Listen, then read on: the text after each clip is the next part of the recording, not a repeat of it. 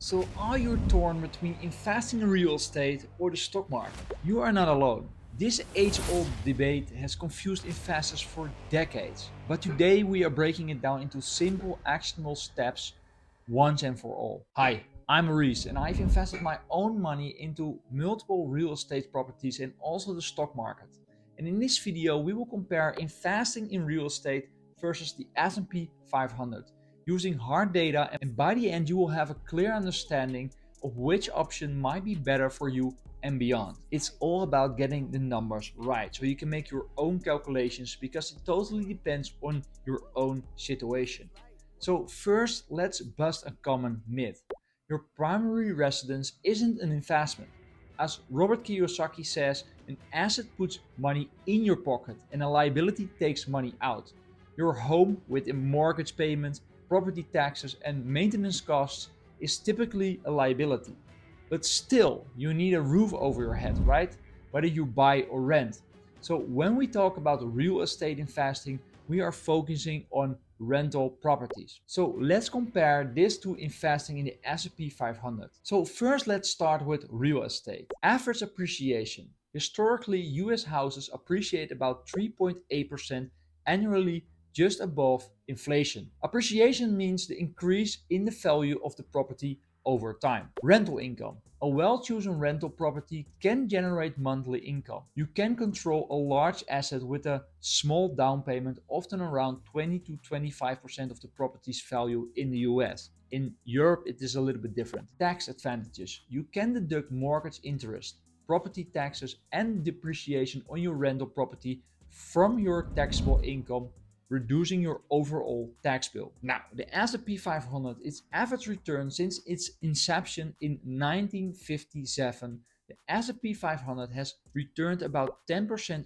annually, including dividends. Liquidity.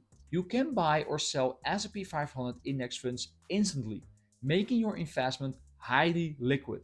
And this one is an important one for me. Then diversification. Investing in the S&P 500 means owning shares in 500 of America's top companies across various sectors. Simplicity. No tenants, no toilets, no hassle. Let's look at a practical example. So imagine you have $100,000 to invest in 2024.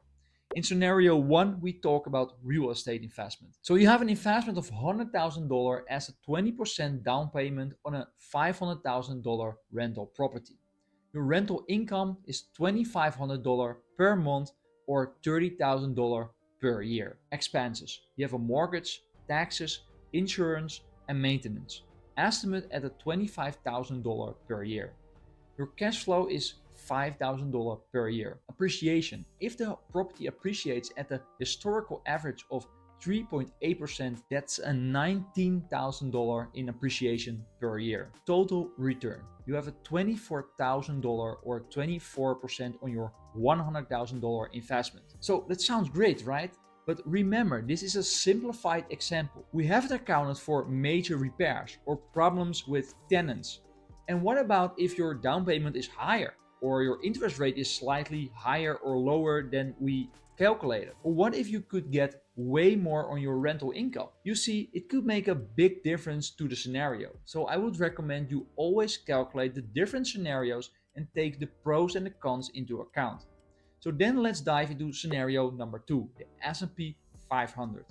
So your investment is $100,000 in the S&P 500 index fund. Your annual return based on the historical average, it's 10% per year. Year-end value is $110,000. Your total return is $10,000 or 10% on your $100,000 investment. And at first glance, real estate with a 20% down payment wins in terms of return percentage. However, here's where it gets interesting. Real estate can be a part-time job, and this is what I have experienced myself. Sure, you can outsource this part, but it will cost you money as well. The S&P 500 requires virtually no time after the initial investment. No midnight calls about broken pipes with the S&P 500. Your real estate investment is one property on one location, and the S&P 500 is spread across 500 companies. In a downturn, real estate leverage can work against you potentially putting you underwater on your mortgage. However, when you invest in the S&P 500, you could see your investment drop by significant percentage. When you have your own property, this also can go down, but you don't see it right away, which can be better emotionally, right? So here's a critical point. Real estate returns can vary widely depending on location, property condition, and local market factors. The S&P 500, while not guaranteed, has been remarkably consistent over long periods of time. So what should you choose? Like many things in investing, it depends on your personal situation. Real estate can offer higher returns but demands more time and comes with higher risk. The S&P 500 offers solid returns with minimal effort and lower risk. My recommendation is, if you have the time, the knowledge, and the risk tolerance, include both in your portfolio.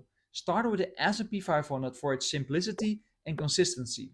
As you build your wealth and expertise, consider adding real estate for potentially high returns and tax benefits as well. Remember, the best investment is one that aligns with your goals, risk tolerance, and lifestyle. Whether you choose real estate, the S&P 500, or a mix of both, the key is to start investing early and do this consistently. But in our next video, we will dive deeper into the top 3 ETFs that can give you exposure to both real estate and the broader market.